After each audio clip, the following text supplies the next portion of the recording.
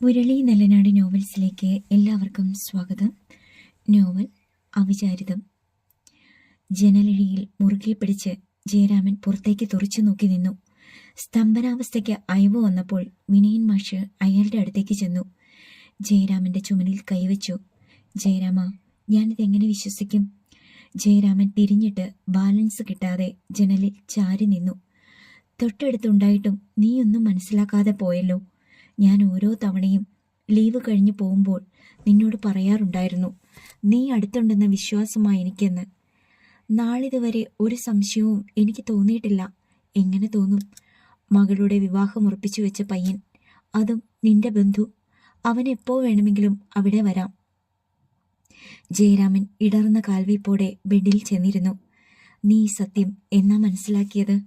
വന്ന ദിവസം രാത്രി നിന്റെ ഹട്ടിൽ നിന്ന് ഇറങ്ങിയ ശേഷം ഞാൻ വീണ്ടും തിരിച്ചു വന്നത് ഓർക്കുന്നുണ്ടോ? അവളെ വിളിച്ചിറക്കി കൊണ്ടുപോകാനാ അന്നവൻ വന്നത്. വിനയൻ മാഷ് പകച്ചു നിന്നു. ഈ ഭൂമിയിൽ ആരെ വിശ്വസിക്കും ജയരാമ? വിശ്വാസം, ആത്മാർത്ഥത എന്നൊക്കെ പറയുന്നത് ഇന്ന് അർത്ഥശൂന്യങ്ങളായ വാക്കുകളാണ്. മനുഷ്യൻ ജനിക്കുമ്പോഴും തനിച്ച് മരിക്കുമ്പോഴും അങ്ങനെ തന്നെ. പിന്നെ ഓരോ മനുഷ്യനുമുള്ളത് കടമകൾ ചെയ്യുക എന്നത് മാത്രമാണ്. മാതാപിതാക്കളോടും കൂടപ്പിറപ്പുകളോടും ഭാര്യയോടും മക്കളോടും കടമകൾ മാത്രം ചെയ്യുക. അതിൽ കൂടുതൽ ആത്മാർത്ഥത കാണിക്കുന്നവൻ വിഡ്ഢിയ. ഈ ലോകത്ത് ജീവിക്കാൻ ഒരർത്ഥവുമില്ലാത്ത പോഴൻ. ശരിയാ, ദാമ്പത്യ ജീവിതം ഒരു അഡ്ജസ്റ്റ്മെന്റാ. ഭാര്യയും ഭർത്താവും അവരുടെ മനസ്സ് പൂട്ടി താക്കോൽ സ്വന്തം കീശയിൽ കൊണ്ട് നടക്കുന്നു. ഒരു മുറിയിൽ ഉറങ്ങുമ്പോഴും ഒരാൾക്ക് മറ്റേയാളുടെ മനസ്സറിയില്ല. പാസ്വേഡ് മാത്രമായിരിക്കുന്നു ദാമ്പത്യ ജീവിതം. ജയരാമൻ നിശ്വസിച്ചു. ഒരു തികട്ടൽ പോലെ അയാളുടെ നെഞ്ചിനുള്ളിൽ നിന്നും നൊമ്പരം പുറത്തു വന്നു. എന്നെ ചതിക്കാൻ അവൾക്ക് എങ്ങനെ മനസ്സ് വന്നു? സാഹചര്യം. അവന് നീ എല്ലാ സ്വാതന്ത്ര്യവും നിന്റെ വീട്ടിൽ കൊടുത്തു. ഭർത്താവ് വിദേശത്തുള്ള ഏത് സ്ത്രീക്കും എന്തെങ്കിലും കാര്യത്തിന് അന്യപുരുഷന്റെ സഹായം കൂടിയേ തീരൂ. നിനക്കാണെങ്കിൽ അടുത്ത ബന്ധുക്കൾ ആരുമില്ല. ഒരു ഗ്യാസ് സിലിണ്ടർ എടുത്തു വെക്കാനോ ഫ്യൂസായ ബൾബ് മാറ്റിയിടാനോ എന്തിന് ഒരത്യാവശ്യത്തിന് ഒരു വണ്ടി വിളിക്കാനോ ആണിന്റെ സഹായം വേണം. അവരൊക്കെയാണ് അവളുടെ ജീവിതത്തിൽ നുഴഞ്ഞു കയറുന്നത്. വിഡ്ഢിയെ പോലെ ജയരാമൻ നിന്നു. ഒരു പെണ്ണും കാമത്തോടെ ഒരു പുരുഷനെ നോക്കില്ല. പക്ഷേ ആദ്യ കാഴ്ചയിൽ തന്നെ പുരുഷൻ അവളെ കാണുന്നത് മറ്റൊരു കണ്ണില. അവൾ ദാഹിച്ചു നിൽക്കുന്നവളെന്ന ചിന്തയായ അവർക്ക്. പെണ്ണിന്റെ ശാരീരിക അവസ്ഥ പോലും പുരുഷൻ അറിയണ്ട. അവൾക്കൊരു മനസ്സില്ലാതെ ഒന്നും നടക്കില്ല. നീ പറഞ്ഞ പുരുഷന്മാരുണ്ടല്ലോ, അവർ ഭീരുക്കൾ കൂടിയാ. അല്ലെന്ന് പറയുന്നില്ല. ആ ഭീരുത്വം തന്നെയാണ് അവൾക്ക് അവനോട് വിശ്വാസം ഉണ്ടാക്കുന്നത്. തന്നെ അവൻ ദ്രോഹിക്കില്ലെന്ന തോന്നൽ.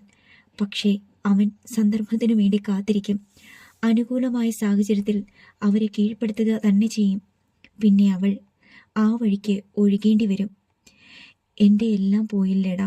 2 പെൺമക്കളെയും കൊണ്ട് ഞാൻ എങ്ങോട്ട് പോവും? ജയരാമൻ കണ്ണുകളിൽ വിരലമർത്തി. മകളുടെ പഠിപ്പിന് നീ മാറ്റിവെച്ച പണം കൊണ്ടാ കാറും കമ്പനിയും അവനുണ്ടാക്കിയത്. ബാങ്കിൽ എത്ര രൂപ മിച്ചമുണ്ടെന്ന് നീ അന്വേഷിച്ചോ? ഇല്ല. പാസ്ബുക്കിൽ കണ്ടത് 20 ലക്ഷമാണെന്ന് തോന്നുന്നു. അതെങ്കിലും നീ ബ്ലോക്ക് ചെയ്യേണ്ടതായിരുന്നു. അവളെ കൂടെ നിർത്തി കൊണ്ടുപോകാനുള്ള ശ്രമത്തിലാണ് ഞാൻ. അവൾക്കൊരു സൂചന കിട്ടിയാൽ ആ നിമിഷം അവൻ്റെ കൂടെ പോകും. എനിക്കും കുട്ടികൾക്കും വീട് വിട്ടിറങ്ങേണ്ടി വരും.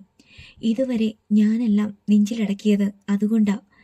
അവൻ കൊണ്ടുപോയ പണം പോട്ടെ, വീടും പറമ്പും എനിക്ക് നഷ്ടപ്പെടാൻ പാടില്ല. ആ ഒരു ചിന്തയേ എനിക്കുള്ളൂ.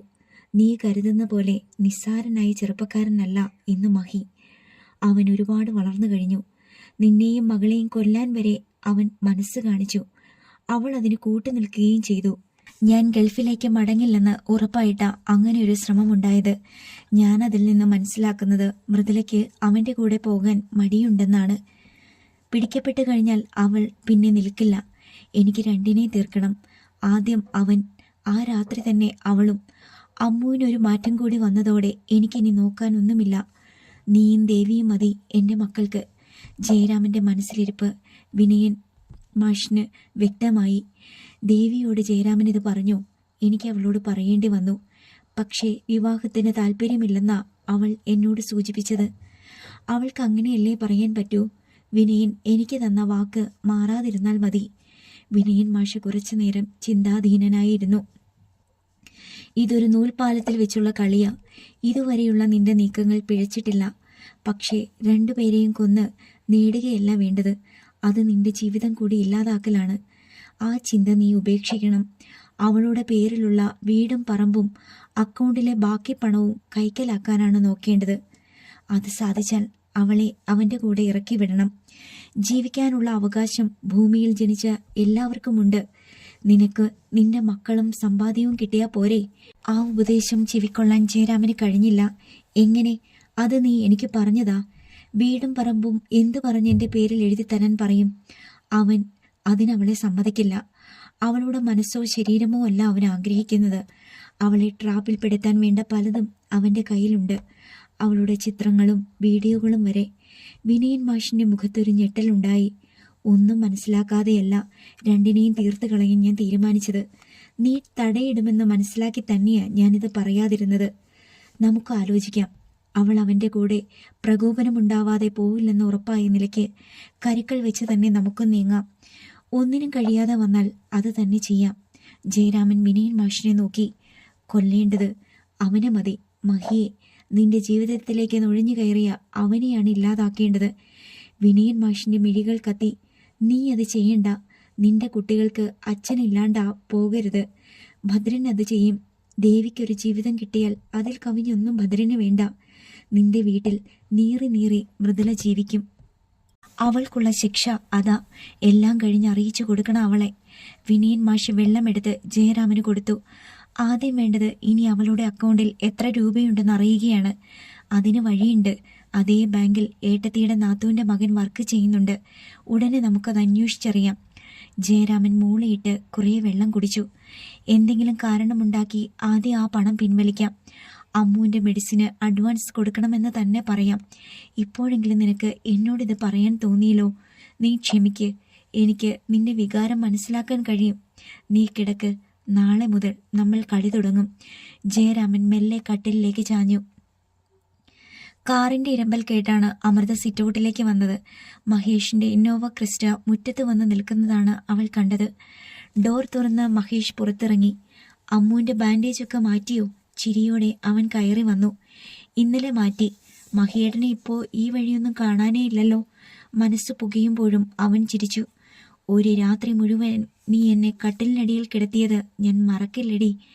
മനഃപൂർവ്വം ഇങ്ങോട്ട് വരാതിരുന്നതല്ല. ജയൻമാമയെ പിന്നീട് ഹോസ്പിറ്റലിൽ വന്ന് കാണാനും പറ്റിയില്ല. അകത്ത് കയറാതെ അവൻ സിറ്റൗട്ടിലെ കസേരയിൽ ചെന്നിരുന്നു. മൃദുലയും ചാരുതയും ഡ്രസ് ചെയ്ത് അങ്ങോട്ട് വന്നു. മഹിയോ, നീ ഞങ്ങളെയൊക്കെ ഇത്ര പെട്ടെന്ന് മറന്നു കളഞ്ഞല്ലോ, അതും ഈ ആപത്ത് കാലത്ത്. പരിഭവം വെച്ച് മൃദുല പറഞ്ഞു. അമ്മുവും മൃദുലാൻ്റെയും ഒരേ കാര്യം തന്നെയാ പറഞ്ഞത്. അതിൻ്റെ അർത്ഥം മനസ്സിലാക്കാനുള്ള ബുദ്ധിയൊക്കെ എനിക്കുണ്ട്. എൻ്റെയും അമ്മുവിൻ്റെയും വിവാഹം നടക്കില്ലെന്ന് മനസ്സിലായപ്പോൾ ഞാൻ ഇങ്ങോട്ടുള്ള വരവ് മതിയാക്കി എന്നല്ലേ നിങ്ങൾ പറഞ്ഞു വന്നത്? മൃദുല ചിരിച്ചു. അതല്ലേ സത്യം. കഷ്ടം, നിങ്ങൾ എന്നെ അങ്ങനെയാണല്ലേ കണ്ടത്. പക്ഷേ എൻ്റെ മനസ്സിൽ അങ്ങനെ ഒരു ചിന്തയേ ഉണ്ടായിട്ടില്ല. അമ്മുവിന് ഡോക്ടർ ആവാനാ മോഹം, അല്ലാതെ പെട്ടെന്നൊരു വിവാഹം കഴിക്കാനല്ല. ഞാൻ തന്നെയല്ലേ അവളോട് പറഞ്ഞത് പഠിക്കാൻ, അല്ലേ അമ്മു? അമൃത തലയാട്ടി. ജെയിൻ മാമയും എൻ്റെ അമ്മയും ഞങ്ങളുടെ വിവാഹം നടന്നു കാണാൻ ആഗ്രഹിച്ചു. അതല്ലാതെ ഞങ്ങൾ തമ്മിൽ സ്നേഹത്തിലായിരുന്നില്ല. അമ്മു ആഗ്രഹിക്കുന്നതെന്തോ നടക്കട്ടെ. അതല്ലാതെ മറ്റൊന്നും എൻ്റെ മനസ്സിനെ തൊട്ട് തീണ്ടിയിട്ടില്ല. പിന്നെ ഞാനിങ്ങോട്ട് വരാതിരുന്നത് എൻ്റെ തിരക്ക് കൊണ്ടാ. അത് നിങ്ങളോടൊന്ന് പറയാനും കൂടിയാ രാവിലെ ഞാനിങ്ങോട്ട് വന്നത്. എന്താ മഹി? മൃദുല ജിജ്ഞാസ കാണിച്ചു. ഒരമേരിക്കക്കാരൻ അച്ചായൻ കയ്യിൽ വന്നു പെട്ടു. തിരുവല്ലായിലാ വീട്. പുള്ളിക്കാരൻ ഒരു പടം ചെയ്യാൻ പണമിറക്കാമെന്ന് പറഞ്ഞു. എന്നെ വലിയ വിശ്വാസമാ. അച്ചായനെ മറ്റാരെങ്കിലും കൊത്തിക്കൊണ്ടു പോകുന്നതിന് മുന്നേ പടത്തിന്റെ പണി തുടങ്ങി. 9-ന് ഷൂട്ട്. ഞാൻ എങ്ങനെ സിനിമ ചെയ്യാനാ മോളെ? പണം മറ്റൊരാളിൻ്റേതല്ലേ? അവൻ ചിരിയോടെ മൃദുലയെ നോക്കി. കാശ് മാത്രമല്ലേ അയാളുടേതായിട്ടുള്ളൂ. എല്ലാം ചെയ്യുന്നത് മഹിയല്ലേ? അപ്പോൾ മഹിയുടെ സിനിമ തന്നെയാ. മധുരമായി മൃദുല ചിരിച്ചു. ഒരുപാട് പണമാവില്ലേ മഹിയേട്ടാ? ആരാ നായകൻ? ചാരുതയിൽ ജിജ്ഞാസയേറി. ഇതൊരു ചെറിയ പടമാ. എല്ലാവരും ഏറെക്കുറെ പുതുമുഖങ്ങൾ. 3 കോടിയാ ബജറ്റ്. അതിൽ നിൽക്കില്ലെന്നറിയാം. 3 കോടിയെങ്കിൽ തട്ടിക്കൂട്ട് പടമാവും. കുറഞ്ഞത് 15 കോടിയെങ്കിലും വേണം. ഇത് കാണാൻ തിയേറ്ററിൽ ആരും വരില്ല, അമൃത പറഞ്ഞു. മൃദുലയ്ക്കത് സഹിച്ചില്ല. നിനക്കെന്തറിയാം പടത്തെക്കുറിച്ച്? അവന്റെ സ്വപ്നമാ അത്. കേറി അഭിപ്രായം പറയുന്നു. അമ്മ എന്തിനാ ചൂടാവുന്നേ? ഞാൻ വായിച്ചിട്ടുള്ള അറിവ് വെച്ചാ പറഞ്ഞത്. കുറേ പണമിറക്കിയിട്ടൊന്നും പടം വിജയിക്കണമെന്നില്ല. കഥയിലാ കാര്യം. വായിച്ചെറിഞ്ഞ അറിവ് വെച്ച് അമ്മ ഒന്നിനെയും വിലയിരുത്തരുത്. മഹേഷ് നീരസം മറച്ചു വെച്ചില്ല. മഹിയേട്ടൻ എന്തൊക്കെ പറഞ്ഞാലും ഇത് വിജയിക്കാൻ പോണില്ല. എടീ, മൃദുല ക്ഷോഭിച്ചു. അവനൊരു നല്ല കാര്യം പറയാൻ വന്നപ്പോൾ എങ്ങനെ തോന്നി അവന്റെ മുഖത്ത് നോക്കി ഇത് പറയാൻ? അതിന് മുടക്ക് മുതൽ മഹിയേട്ടൻ്റേതല്ലല്ലോ, മറ്റാരുടെയോ വേണ്ടാത്ത കാശ്. മഹിയേട്ടനൊരു നഷ്ടവും വരാൻ പോകുന്നില്ല, കൂസാതെ അമൃത പറഞ്ഞു. മൃദുല നിന്ന് ദഹിച്ചു.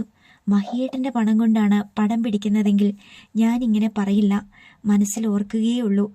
ഇവൾക്ക് അസൂയ മഹിയേട്ടാ, ചാരുത ചൊടിച്ചു. അമ്മുവിൻ്റെ വാക്കുകൾ ഞാൻ വെല്ലുവിളിയായി സ്വീകരിക്കുന്നു. ഒന്നുമില്ലായ്മയിൽ നിന്ന് ഇതുവരെ എത്തിയ ഞാനൊരു മണ്ടനല്ലെന്ന് അമ്മു ഓർക്കണം. ശേഷം സ്ക്രീനിൽ കാണാൻ അവൻ കൊടും പക മനസ്സിൽ വെച്ച് ചിരി മുഖത്ത് വരുത്തി എഴുന്നേറ്റു. മഹി, അതൊന്നും കാര്യമാക്കേണ്ട, നിന്റെ സിനിമ വിജയിക്കും. ആൻറ്റി ഹോസ്പിറ്റലിലേക്കാണെങ്കിൽ വാ, എനിക്കും ജയൻമാമയെ കണ്ട് അനുഗ്രഹം വാങ്ങണം. ജയേട്ടനെ ഇന്ന് ഡിസ്ചാർജ് ചെയ്യും. ചാരു ട്യൂഷൻ സെൻ്ററിലേക്കാ. എന്നാൽ വന്നാട്ടെ. പോട്ടെ അമ്മു. അവളൊന്നും പറഞ്ഞില്ല. മഹേഷ് ഇറങ്ങിപ്പോയി. അമൃതയെ തറപ്പിച്ചൊന്ന് നോക്കിയിട്ട് മൃദുലയും പിന്നാലെ സ്കൂൾ ബാഗ് ചുമലിലേറ്റി ചാരുതയും മുറ്റത്തിറങ്ങി. അമൃത സിറ്റൗട്ടിൽ തന്നെ നിന്നു. കാറിന്റെ പിൻസീറ്റിൽ മൃദുലയും ചാരുതയും കയറി.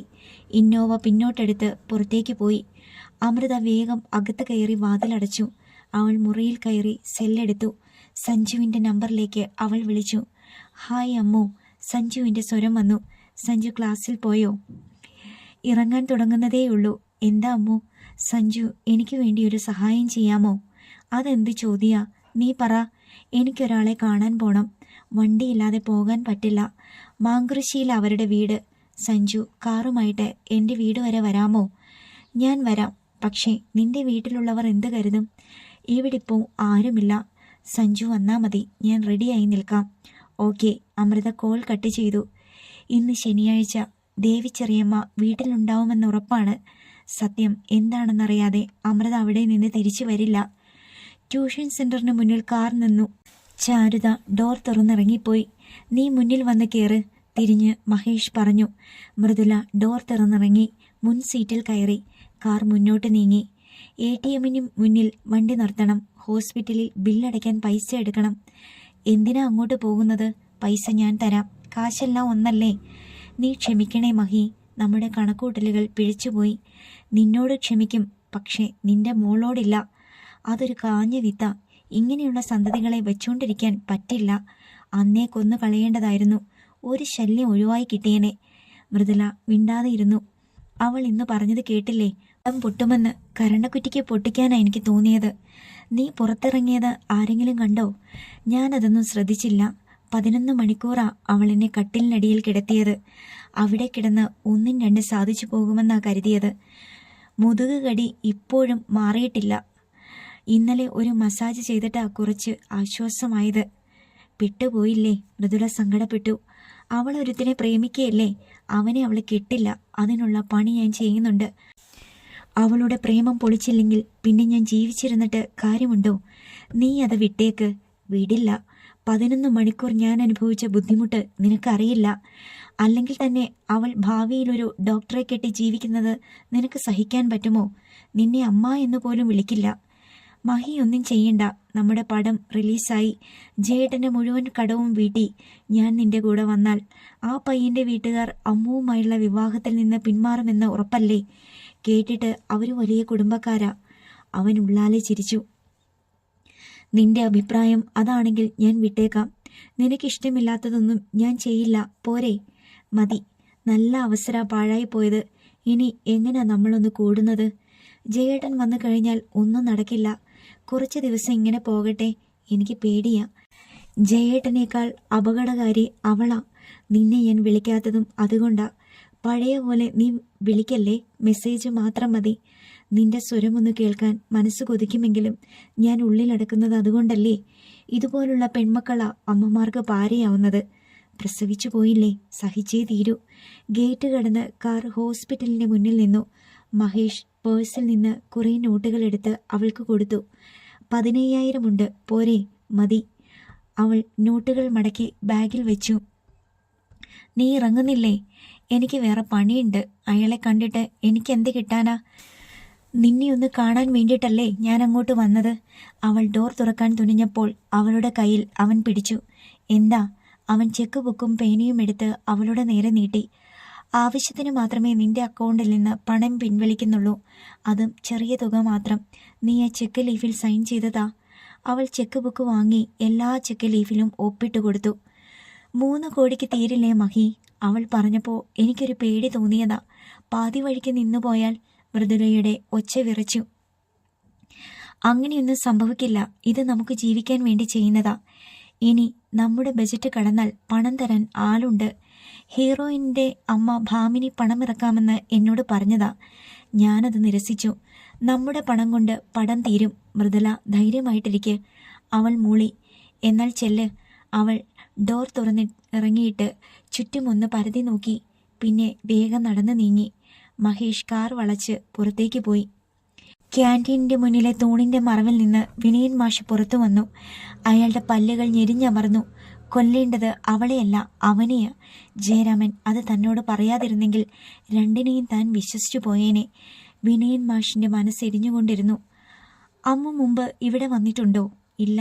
പക്ഷേ അച്ഛനോട് സൂത്രത്തിൽ ചോദിച്ച് ഞാൻ ഈ വഴിയൊക്കെ മനസ്സിലാക്കി വെച്ചിരുന്നു. ചെമ്മൺ പാതയിലൂടെ കാർ ഓടിക്കൊണ്ടിരുന്നു. അച്ഛൻ്റെ ബന്ധുവാന്ന് പറഞ്ഞിട്ട് അമ്മു ഇവിടെ വന്നിട്ടില്ലെന്നത് അത്ഭുതം തന്നെ. ചില പിണക്കങ്ങളൊക്കെ ഉണ്ടായി. ഞാൻ അതേപ്പറ്റിയൊക്കെ സഞ്ജുവിനോട് ഒരിക്കൽ പറയാം. ഇവിടെ ആരെയാ കാണേണ്ടത്? അതും അമ്മുവിൻ്റെ വീട്ടുകാർ അറിയാതെ. ദേവി പാർവതി, അങ്ങനെ ഒരു കഥാപാത്രമുണ്ട് പുരാണത്തിൽ. ശിവനെ തപസ് ചെയ്ത ഉമ്മയെപ്പോലെ ഒരു മൂകപ്രണയത്തിൻ്റെ ജീവിക്കുന്ന രക്തസാക്ഷി എന്ന് പറയാം. ആരാ ശിവൻ? നിന്റെ അച്ഛനാണോടി അമ്മൂസേ? അവൻ ചിരിച്ചു. സഞ്ജുവിൻ്റെ കണക്കുകൂട്ടൽ തെറ്റിയില്ല. അച്ഛൻ്റെ മുറപ്പെണ്ണ. പക്ഷേ ദേവി ചെറിയമ്മയുടെ ഇഷ്ടം അച്ഛൻ അറിയാതെ പോയി. അവർ ഇന്നും വിവാഹം കഴിച്ചിട്ടില്ല. അങ്ങനെയും മണ്ടികളുണ്ടോ? അവൻ ഉറക്കെ ചിരിച്ചു. നാളെ എൻ്റെ ജീവിതത്തിൽ ഒരു ഇഷ്യൂ ഉണ്ടായാൽ സഞ്ജു എന്നെ ഒഴിവാക്കുമല്ലേ? അവൻ പെട്ടെന്ന് കാർ നിർത്തി. നീ എന്നെ അങ്ങനെയാണോ കരുതിയത്? അവൻ അവളെ നോക്കി. അത്രേ ദേവി ചെറിയമ്മയും കരുതിയിട്ടുള്ളൂ. അച്ഛൻ വേറെ വിവാഹം കഴിച്ചപ്പോൾ ദേവി ചെറിയമ്മയ്ക്ക് ഒരു സങ്കടവും ഉണ്ടായില്ല. അച്ഛനെ ഓർത്ത് കരയാനും പോയില്ല. പക്ഷേ ഒരു പുരുഷന് ആ മനസ്സിൽ സ്ഥാനം കൊടുക്കാൻ മാത്രം ദേവി ചെറിയമ്മ തയ്യാറായില്ല.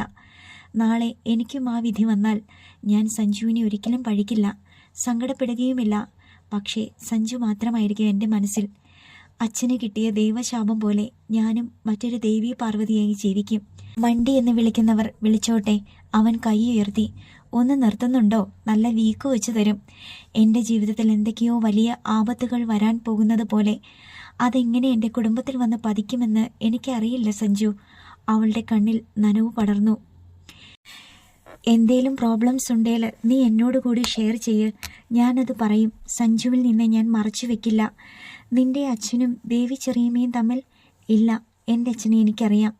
എൻ്റെ അച്ഛൻ പാവമാ. ഞങ്ങൾക്ക് വേണ്ടി അച്ഛൻ ജീവിക്കുന്നേ. അവൾ കർച്ചീഫ് കൊണ്ട് കരച്ചിൽ തുടച്ചു. ഓക്കെ, ഇനി ഞാനൊന്നും ചോദിക്കുന്നില്ല. പ്രായത്തിൻ്റെ ആവേശം കൊണ്ട് പറയുന്നതല്ല അമ്മു. സഞ്ജു ഗോപൻ്റെ ജീവിതത്തിൽ ഒരു പെണ്ണുണ്ടെങ്കിൽ അത് നീ മാത്രമായിരിക്കും. നനഞ്ഞ കണ്ണോടെ അവൾ അവനെ നോക്കി. കണ്ണു തുടക്കി. എന്തിനും നിന്റെ കൂടെ ഞാനുണ്ട്. മരിക്കാനാണെങ്കിൽ അതിനും. അവൾ കണ്ണുകൾ തുടച്ചു. ഒരു സ്ത്രീ എതിരെ നടന്നു വരുന്നത് കണ്ടു. അമ്മു അവരോട് ചോദിക്ക്. പറഞ്ഞ സ്ഥലമൊക്കെയായി. ആ സ്ത്രീ അടുത്തു വന്നപ്പോൾ അവൾ വിൻഡോ ഗ്ലാസ് താഴ്ത്തി. ആൻറ്റി, ദേവി ടീച്ചറുടെ വീട് ഏതാ? കൊച്ചുപുരയ്ക്കൽ വീട്. ആ വേലിക്കെട്ട് കഴിഞ്ഞ ആദ്യം കാണുന്ന വീടാ. അവൾ ഗ്ലാസ് ഉയർത്തി. കാർ ചെന്ന് കൊച്ചുപുരയ്ക്കൽ വീടിൻ്റെ പടിപ്പുരയ്ക്ക് അടുത്ത് നിന്നു. ഇത് തന്നെയാ വീട്. അവൾ ഡോർ തുറന്നിറങ്ങി. ഞാൻ കൂടെ വരണോ? വേണ്ട, സഞ്ജു കാറിലിരുന്നാൽ മതി. അവൻ വണ്ടി തിരിക്കാനായി മുന്നോട്ടെടുത്തു. പഴകിയ ചിതലടിച്ച വാതിൽ തള്ളി തുറന്ന് അമൃത അകത്ത് പ്രവേശിച്ചു. മറ്റേതോ ലോകത്ത് കടന്നു ചെന്നതുപോലെ അവൾക്ക് തോന്നി. മുന്നിൽ കണ്ണിന് കുളിർമയായി ഒരു പൂന്തോട്ടം. വേനലിലും അന്തരീക്ഷത്തിന് തണുവിൻ്റെ സ്പർശം. പലതരം ചെടികൾ പൂവിട്ട് നിൽക്കുന്നു. റോസ, തെച്ചി, മന്ദാരം, ജമന്തി, പേരറിയാത്ത പൂക്കൾ. കിളിമരത്തിൽ പടർന്ന മുല്ലവള്ളികൾക്ക് താഴെ നിലത്ത് കൊഴിഞ്ഞു വീണ നക്ഷത്രപ്പൊട്ടുകൾ പോലെ മുല്ലപ്പൂക്കൾ. വേലി കെട്ടി പടർത്തിയ പിച്ചി. അവൾ ആ തറവാട്ട് വീട്ടിലേക്ക് നോക്കി. ഇങ്ങനെയൊരു തറവാട്ടിൽ ജീവിക്കണമെങ്കിൽ സുഹൃതം ചെയ്യണമെന്ന് അവൾക്ക് തോന്നി. ഈ പൂക്കളുടെ എല്ലാ പരിശുദ്ധിയുണ്ട് ഇന്ന് വരെ കാണാത്ത ദേവി ചെറിയമ്മയ്ക്കെന്ന് അവൾക്ക് തോന്നി. അവൾ നടന്ന് പൂമുഖ കോലായുടെ അടുത്തെത്തി. പുറത്ത് ആരുമില്ല. വീടിന് നല്ല പഴക്കമുണ്ട്. തടിയിൽ കുത്തിയ ചുവരാണ്. ഇവിടെ ആരുമില്ലേ? അവൾ വിളിച്ചു ചോദിച്ചു. ആരാ? ഒച്ച കേട്ടത് പുറത്തു നിന്നായിരുന്നു. അവൾ മുഖം തിരിച്ചപ്പോൾ സംശയഭാവത്തിൽ ദേവി പാർവതി അരയിൽ കുത്തിവെച്ച സാരി തുമ്പഴിച്ചിട്ട് അങ്ങോട്ട് വന്നു. അമൃത കണ്ണെടുക്കാതെ ദേവി പാർവതിയെ നോക്കി. ഇതാണോ അമ്മ പറഞ്ഞത് വലിയ സൗന്ദര്യമൊന്നുമില്ലെന്ന്? നീണ്ട മുഖം, നെറ്റിയിൽ മെറൂൺ വട്ടപ്പൊട്ട്, ചന്ദനക്കുറി, വിയർപ്പണിഞ്ഞ കവിളിൽ ഒട്ടിച്ചേർന്ന് കിടക്കുന്ന മുടിയിഴകൾ, കൈകളിൽ ചുവന്ന കുപ്പിവളകൾ. കുട്ടി ഏതാ? അവൾ ചിരിച്ചു. ദേവി ടീച്ചറല്ലേ? ഒരു പകപ്പ് ദേവി പാർവതിയിലുണ്ടായി. എനിക്കങ്ങട് മനസ്സിലായില്ല കുട്ടിയെ. അവൾ അടുത്തേക്ക് ചെന്നു. എൻ്റെ അച്ഛൻ്റെ പേര് ജയരാമൻ എന്നാ. അമൃത എന്ന എൻ്റെ പേര്. ദേവി പാർവതിക്ക് തല ചുറ്റുന്നത് പോലെ തോന്നി. എൻ്റെ ഈശ്വര, അനിയത്തി കുട്ടിക്ക് പിന്നാലെ ഈ കുട്ടിയും വന്നത്. ദേവി പാർവതിക്ക് കരച്ചിലും സങ്കടവും വന്നു. എന്നാൽ ദേവി പാർവതിയെ ഞെട്ടിച്ചുകൊണ്ട് അമൃത അവളെ മുറുകെ കെട്ടിപ്പിടിച്ചു. ദേവി ചെറിയമ്മേ. ആ വിളിയിൽ ദേവി പാർവതി പ്രകമ്പനം കൊണ്ടു. ഹൃദയത്തിലൊരു കടൽ ഇളകി മറിഞ്ഞു. രാമേട്ടൻ്റെ മോൾ വിളിച്ചിരിക്കുന്നു ദേവി ചെറിയമ്മേന്ന്.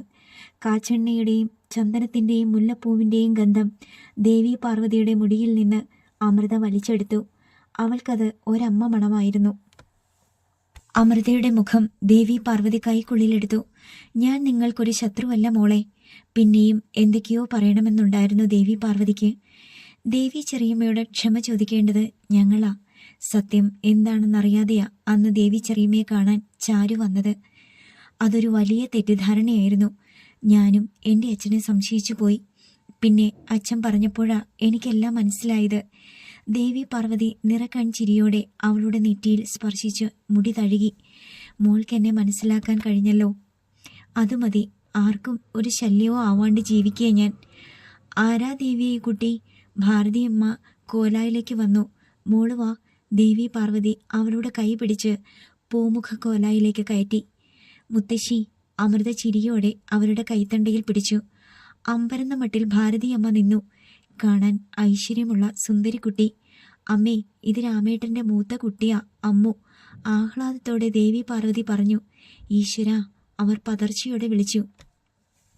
ഞാൻ വിഷമിപ്പിക്കാനൊന്നും വന്നതല്ല മുത്തശ്ശി.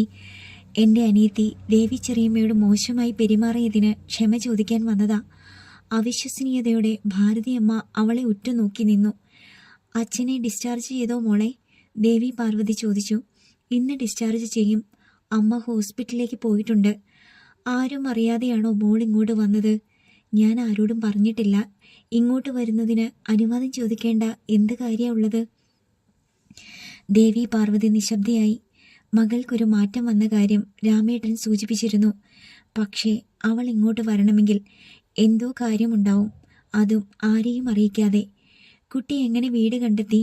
ഭാരതിയമ്മ ചോദിച്ചു. അച്ഛനോട് ഞാൻ വീടും സ്ഥലവും ഒക്കെ ചോദിച്ചു മനസ്സിലാക്കിയിരുന്നു. കൂടുതൽ പറയാൻ അമൃത താല്പര്യം കാണിച്ചില്ല. ഈ വീടൊക്കെ ഞാനൊന്ന് കാണട്ടെ. മോള് വാ. ദേവി പാർവതി അവളെ അകത്തേക്ക് കൂട്ടിക്കൊണ്ടുപോയി. എന്തോ ആപത്ത് വരുന്നത് പോലെ ഭാരതിയമ്മയ്ക്ക് തോന്നി. AC റൂമിൽ കയറിയ പോലെ ഉണ്ടല്ലോ ദേവി ചെറിയമ്മേ. മച്ചിലേക്ക് നോക്കി അമൃത പറഞ്ഞു. ചുറ്റും മരങ്ങളാ. ഞങ്ങൾ ഫാൻ പോലും ഉപയോഗിക്കാറില്ല. എപ്പോഴും ഈ തണുപ്പാണേ. ദേവി പാർവതി അവളെ അടുക്കളയിൽ കൂട്ടിക്കൊണ്ടുപോയി. ഫ്ലാസ്കിൽ നിന്ന് ചായ പകർന്നു കൊടുത്തു. കാപ്പി എടുക്കാം മോളെ. വേണ്ട, ഞാൻ കഴിച്ചിട്ടാ വന്നത്. ഏലക്ക ചേർത്ത ചൂട് ചായ ആവി ഊതി അവൾ കുടിച്ചു. അവളെ കണ്ണിറങ്ങി നോക്കി ദേവി പാർവതി നിന്നു. എനിക്കിപ്പോഴും വിശ്വാസം വന്നിട്ടില്ല. മനസ്സിലെ അമ്പരപ്പ് ദേവി പാർവതി മറച്ചു വെച്ചില്ല. ദേവി ചെറിയമ്മയെ വന്ന് കാണാൻ വൈകിപ്പോയതിൻ്റെ സങ്കടം എനിക്ക്. ഒരു ദിവസം അച്ഛൻ്റെ തറവാട്ടിലും പോണം. അവിടെ എല്ലാവരെയും കാണണം. ദേവി പാർവതി ചിരിക്കുക മാത്രം ചെയ്തു. ചായ കുടിച്ചിട്ട് അവൾ അടുക്കള വാതിൽ വഴി പിന്നാമ്പുറത്തിറങ്ങി. ദേവി പാർവതി കൂടെ ചെന്നു. ഇത് കാടുപോലെയാണല്ലോ. ഒത്തിരി പറമ്പുണ്ടോ? 2.5 ഏക്കറുണ്ട് മോളെ. കൃഷി ചെയ്യാൻ കഴിയാണ്ട് വന്നപ്പോഴാ കാട് കയറിയത്. മാവും പ്ലാവും പുളിയും ഒക്കെയ വൃക്ഷങ്ങൾ. കുറച്ച് സ്ഥലത്ത് തെങ്ങും കവുങ്ങുമുണ്ട്. അമൃത മുന്നോട്ട് നടന്നു. അവളുടെ മനസ്സിൽ എന്തോ ഭാരമുള്ളതുപോലെ ദേവി പാർവതിക്ക് തോന്നി. വെറുതെ അവൾ വരില്ലെന്ന കാര്യം ഉറപ്പാണ്. പടർന്നു നിന്ന പേരമരച്ചുവട്ടിൽ അവൾ നിന്നു. ദേവി പാർവതി നെഞ്ചിടിപ്പോടെ അടുത്തു ചെന്നു. ദേവി പാർവതിയെ അമൃത കള്ളച്ചിരിയോടെ നോക്കി. ദേവി ചെറിയമ്മയ്ക്ക് കള്ളം പറയാൻ അറിയില്ലെന്ന് മുഖം കണ്ടാൽ അറിയാം. എന്താ മോളെ, എന്നെയും അച്ഛനെയും അപായപ്പെടുത്താൻ ശ്രമിച്ചത് ആരാന്ന സത്യം അച്ഛനറിയാം. ഞാൻ എത്ര ചോദിച്ചിട്ടും അച്ഛൻ അതെന്നോട് പറയുന്നില്ല. അച്ഛനെ കൂടാതെ അതറിയുന്ന രണ്ടാമത്തെയാൾ ദേവി ചെറിയമ്മയാണ്. ദേവി പാർവതിയുടെ ഉള്ളിൽ കിടുങ്ങി. മോൾ എന്താ പറയണേ? ഭദ്രേട്ടനെയാണോ മോൾ ഉദ്ദേശിക്കുന്നത്? അല്ല.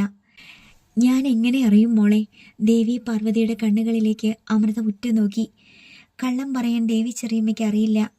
അതാരാ ചെയ്തതെന്ന് ദേവിക്കും അറിയില്ലേന്ന് അച്ഛൻ ദേവി ചെറിയമ്മയോട് ചോദിച്ചത് ഞാൻ കേട്ടതാ. ഇനിയും കള്ളം പറയാൻ ശ്രമിച്ച് എന്തിനാ വിഷമിക്കണേ? ദേവി പാർവതി സാരി തലപ്പ് പിടിച്ച് മുഖം തുടച്ചു. അഭിമുഖം കൈകൾ കെട്ടി അമൃത നിന്നു. എന്നോട് രാമേട്ടൻ അത് പറഞ്ഞിരുന്നു. പക്ഷേ മോളുടെ അച്ഛൻ പറയാത്ത നിലയ്ക്ക് ഞാനത് പറയില്ല. പറയാൻ പാടില്ല. മോൾ എത്ര നിർബന്ധിച്ചാലും ഞാൻ പറയില്ല. പറയാൻ പാടില്ലാത്ത വിധം ഞങ്ങളുടെ ആ ശത്രുവാരാ? എന്നോടൊന്നും ചോദിക്കരുതേ. എനിക്ക് ചോദിച്ചറിയാൻ ദേവി ചെറിയമ്മ മാത്രമേ ഉള്ളൂ. അച്ഛനത് പറയാൻ മടിക്കുന്നതിനൊരു കാരണമുണ്ടാവും. മോൾ അതറിയണ്ട. അറിയണം. ഞാൻ ചെറിയ കുട്ടിയൊന്നുമല്ല, പ്രായപൂർത്തിയായ പെണ്ണ. ദേവി ചെറിയമ്മ കരുതണ പോലൊരു ക്യാരക്ടറല്ല എൻ്റേത്. ഞങ്ങൾക്കൊരു ആപത്ത് വന്നാൽ അതെങ്ങനെ തരണം ചെയ്യണമെന്ന് 100 വട്ടം ചിന്തിക്കും ഞാൻ. എടുത്തു ചാടി ഒന്നും ചെയ്യില്ല. മോള് വാ, നമുക്ക് തിരിച്ചു പോകാം. ദേവി പാർവതി അവളുടെ കയ്യിൽ പിടിച്ചു. അമൃത ആ പിടി തട്ടിക്കളഞ്ഞു. ദേവി പാർവതി പരിഭ്രമിച്ചു. അതുവരെ കണ്ട മുഖമായിരുന്നില്ല അമൃതയുടേത്. മനസ്സിൽ ഒന്നുറപ്പിച്ച് തന്നെയാണ് ഞാൻ വന്നത്. ദേവി ചെറിയമ്മ അത് പറഞ്ഞില്ലേ, ഞാൻ ഈ വീട്ടിൽ നിന്ന് പോവില്ല. അച്ഛൻ വരണം ഞാനിവിടെ നിന്ന് പോകാൻ. മനസ്സ് തേങ്ങി ദേവി പാർവതി നിന്നു. എന്തിനാ ചെറിയമ്മ എന്നിൽ നിന്നത് ഒളിപ്പിച്ചു വെക്കുന്നത്? എൻ്റെ അച്ഛനെ അവർ കൊന്നുകളയും. അന്ന് ഞാൻ ദേവി ചെറിയമ്മയുടെ മുന്നിൽ വന്നു നിന്നാൽ എന്നോട് എന്ത് സമാധാനം പറയും? ദേവി പാർവതി നടുങ്ങിത്തരിച്ചു. എൻ്റെ അച്ഛൻ്റെ മരണം കാണാനല്ലേ നിങ്ങൾ മനസ്സുകൊണ്ട് ആഗ്രഹിച്ചിരുന്നതെന്ന് എനിക്ക് ചോദിക്കേണ്ടി വരും. ഞാൻ ചോദിക്കും ചെറിയമ്മയോട്. മോളെ, നെഞ്ചുപൊട്ടി ദേവി പാർവതി കരഞ്ഞു. അച്ഛൻ്റെ മനസ്സിലിരുന്ന് അത് പുകയാൻ പാടില്ല. ഇതിനു പിന്നിലെ കള്ളക്കളി പുറത്തു വരണം. അല്ലാതെ അച്ഛനെ രക്ഷിക്കാനാവില്ല. ഞാൻ എന്തു പറയും മോളെ നിന്നോട്? ഒരു ഘട്ടത്തിൽ രാമേട്ടന് അതെന്നോട് പറയേണ്ടി വന്നു. എൻ്റെയും വിനയൻ മാഷിൻ്റെയും വിവാഹം നടന്നു കാണാൻ. അല്ലെങ്കിൽ എന്നോടും പറയില്ലായിരുന്നു. മക്കളോട് എല്ലാം തുറന്നു പറയണമെന്ന് രാമേട്ടനോട് ഞാൻ യാചിച്ചു പറഞ്ഞതാ. അവരൊന്നും അറിയാൻ പാടില്ലെന്ന് രാമേട്ടൻ ശഠിച്ചു. എന്തു ചെയ്യുമെന്ന് എനിക്കറിയില്ല ദൈവമേ. ദേവി പാർവതി തേങ്ങിക്കരഞ്ഞു. അമൃത അവളുടെ ചുമലിൽ കൈവച്ചു. നിഷേധമായി ദേവി പാർവതി തലയനക്കി.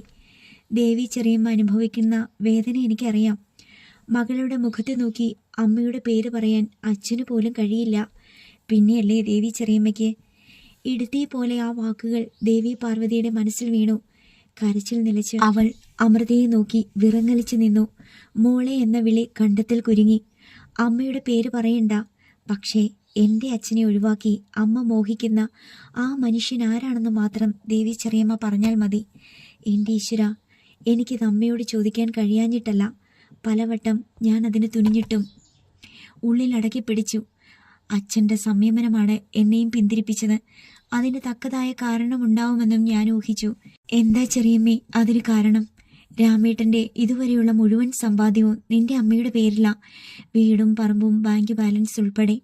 മൃദുല പോയാൽ എല്ലാം രാമേട്ടനും മക്കൾക്ക് നഷ്ടപ്പെടും. അമൃതയുടെ കണ്ണുകൾ ജ്വലിച്ചു. എല്ലാം അമ്മയുടെ പേരിൽ തന്നെയാണ്. തൻ്റെ കയ്യിൽ 1 രൂപ പോലുമില്ലെന്ന് അച്ഛൻ പറയുന്നത് അത് മനസ്സിൽ വെച്ചായിരുന്നു. എല്ലാം അറിഞ്ഞിട്ടും ഒന്നും അറിയാത്ത വിഡ്ഢിയെപ്പോലെ രാമേട്ടൻ ഭാവിക്കണത് അതുകൊണ്ടാ.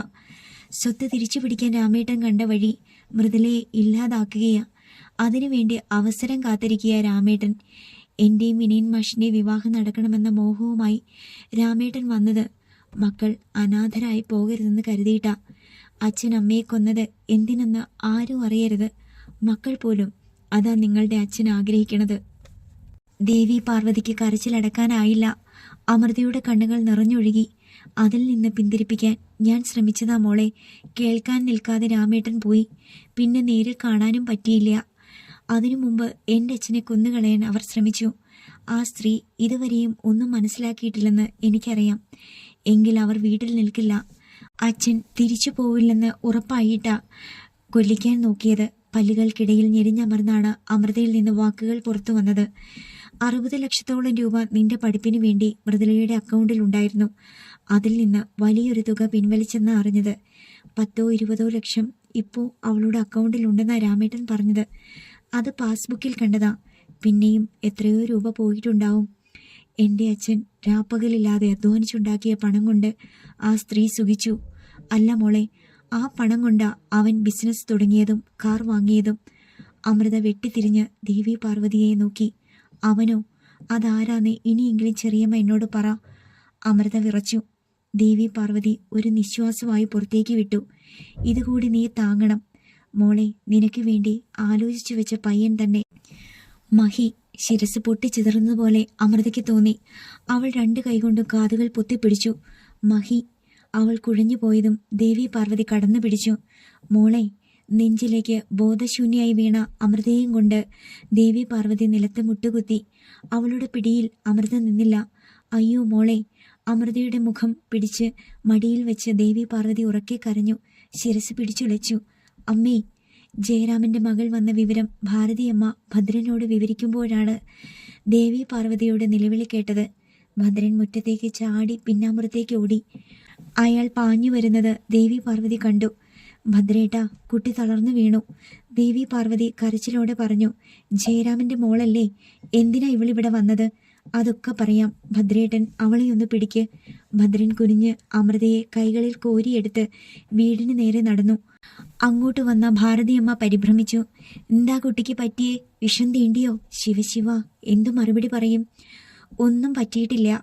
സംസാരിച്ചു നിന്നപ്പോൾ തല ചുറ്റി വീണതാ.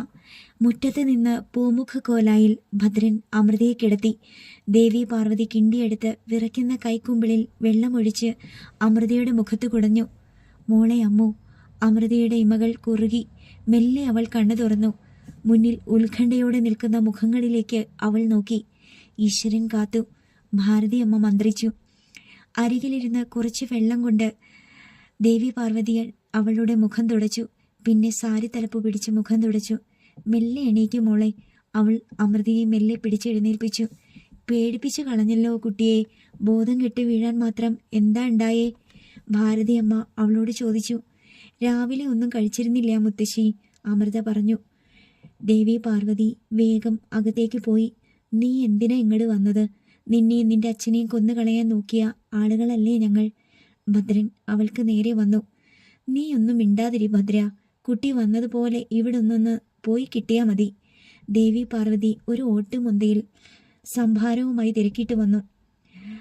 അമൃതയുടെ അരികിലിരുന്നിട്ട് ഓട്ടുമുന്ത ചുണ്ടോട് ചേർത്ത് കൊടുത്തു. കുടിക്ക് മോളെ, ക്ഷീണം മാറട്ടെ. ഇഞ്ചിയും നാരകത്തിലയും ചേർത്ത സംഭാരം മുഴുവനും അമൃത കുടിച്ചു. എഴുന്നേറ്റ് വാ, കുറച്ചു നേരം അകത്ത് ചെന്ന് കിടക്കാം. നീ എന്തിനുള്ള ഭാവാ ദേവി? അനുഭവിച്ചതൊന്നും മതിയായില്ലേ നിനക്ക്? ഒരു ഓട്ടോ വിളിച്ച് കുട്ടിയെ കയറ്റി വിടാനാ നോക്കേണ്ടത്. ഭാരതിയമ്മയ്ക്ക് ദേഷ്യം വന്നു. അങ്ങനൊന്നും അവളെ പറഞ്ഞു വിടാൻ പറ്റില്ല. മോൾ എണീക്ക്.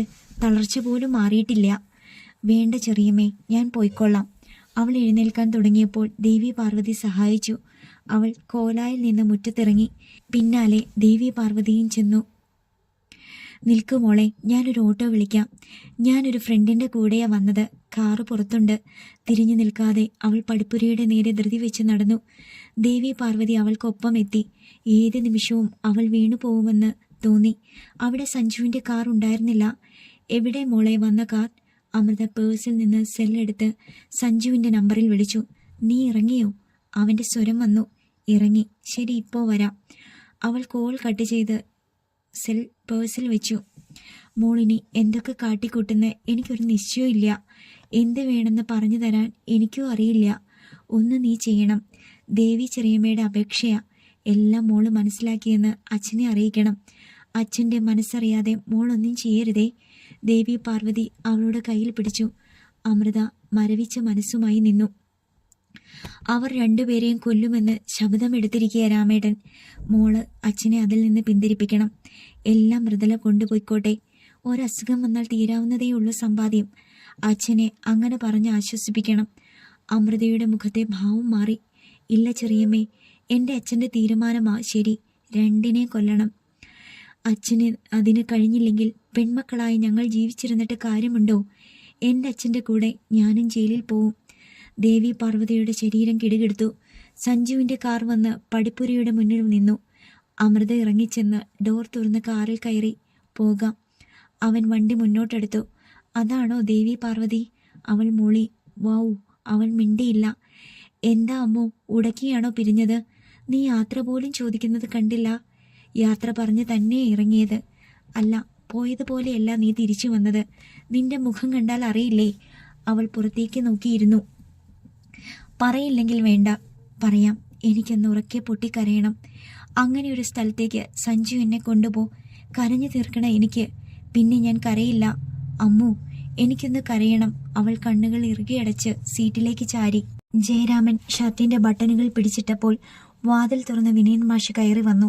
മൃദുല എവിടെ? ബില്ലടയ്ക്കാൻ പോയിട്ടുണ്ട്. ബാഗുകളിലും കവറുകളിലും തുണിയും പാത്രങ്ങളും നിറച്ചു വെച്ചിരിക്കുന്നത് വിനയൻ മാഷ് കണ്ടു.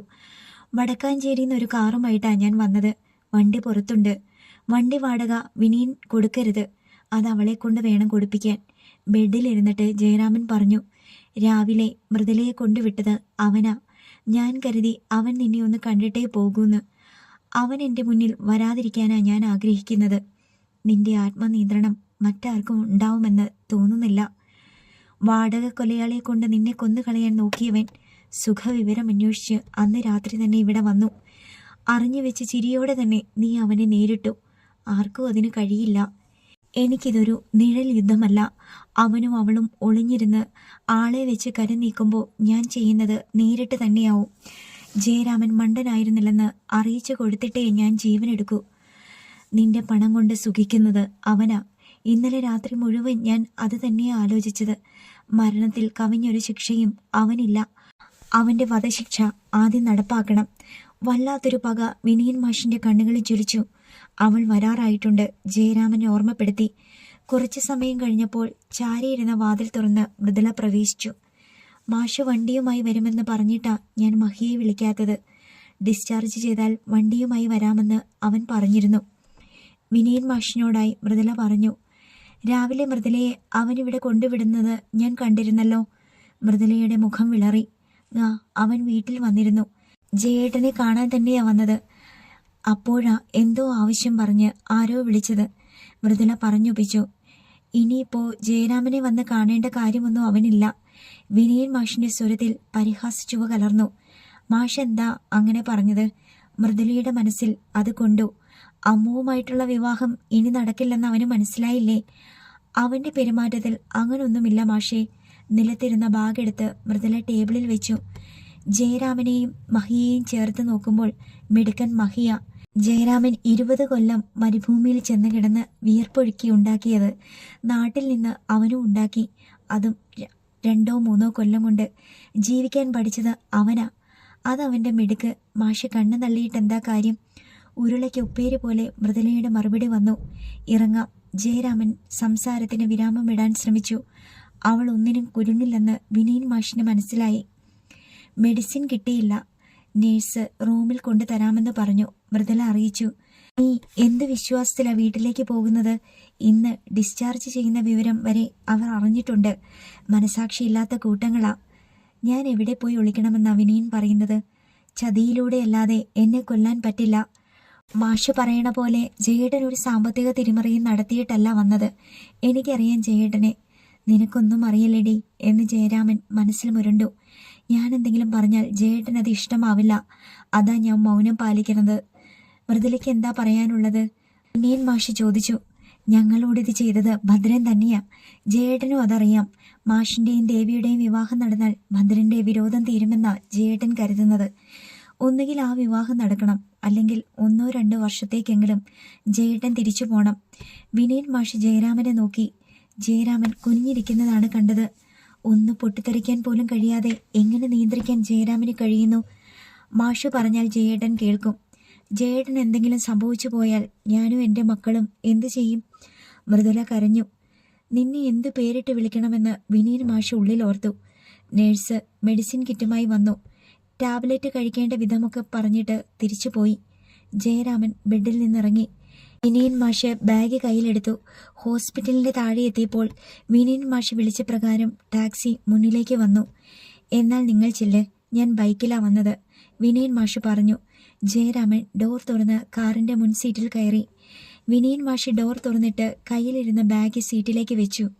മൃദുല കവറുകളുമായി കാറിൽ കയറി ഡോർ അടച്ചു. വണ്ടി വീട്ടിലെത്തുന്നതുവരെ ജയരാമൻ ഒന്നും സംസാരിച്ചില്ല. തിരിച്ചു പോകാൻ താൻ പറഞ്ഞത് ഇഷ്ടപ്പെട്ടിട്ടില്ലെന്ന് മൃദുലയ്ക്ക് മനസ്സിലായി. ടാക്സി ചാർജ് മൃദുല തന്നെ കൊടുത്തു. ജയരാമൻ സിറ്റൗട്ടിൽ കയറി കോളിംഗ് ബെൽ അമർത്തി. വാതിൽ തുറക്കാതെ വന്നപ്പോൾ മൃദുല മുന്നോട്ട് വന്ന് ഡോറിന്റെ ഹാൻഡ് ലോക്കിൽ പിടിച്ചു.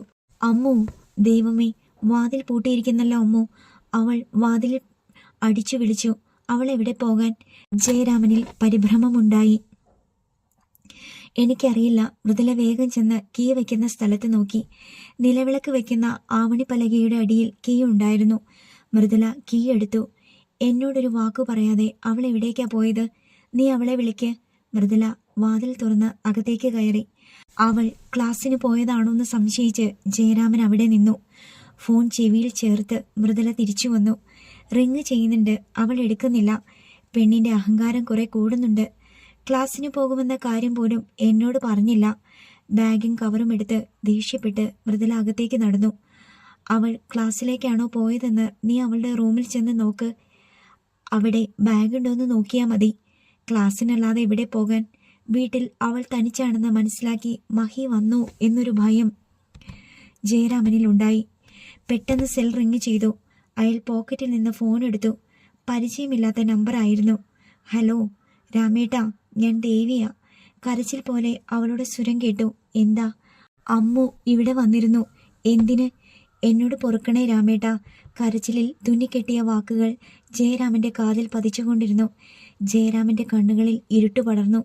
സംഭവിക്കാൻ പാടില്ലാത്തതൊക്കെ ഇന്ന് അവിടെ നടക്കും. മൃദുലെ, ഇനി ആ വീട്ടിൽ അവൾ നിർത്തില്ല. എന്തിന് രാമേട്ടൻ ഇതൊക്കെ എന്നോട് വന്ന് പറഞ്ഞു? അയാൾ ചെവിയിൽ നിന്ന് ഫോൺ എടുത്തു. മോളും ആ സത്യം അറിഞ്ഞു. അമ്മയ്ക്കൊരു രഹസ്യക്കാരനുണ്ടെന്ന് നേരത്തെ അവൾ മനസ്സിലാക്കിയിരുന്നു.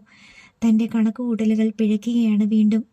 അവൾ തിരിച്ചു വന്നാൽ ഒരു പൊട്ടിത്തെറി തന്നെ ഉണ്ടാവും. മൃദുല അവനെ വിളിച്ചു വരുത്തി പടിയിറങ്ങും.